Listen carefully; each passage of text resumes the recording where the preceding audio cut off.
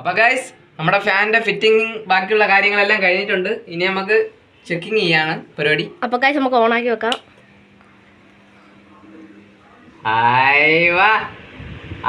ഇനി നമുക്ക് കുടുംബമണൊന്നും പോണ്ട കേട്ടോ. ഇനി നമുക്ക് ഈ ഫാനിന്റെ കാറ്റ് കൊണ്ട് തന്നെ സുഖമായിട്ട് കഴിയാം. പൊടിയില്ല ഫാനാ ഇത്. ഇന്നത്തെ പൊടി ഉണ്ടെങ്കിൽ കാറ്റ് ഇല്ല അല്ലേ? അതെ അതെ.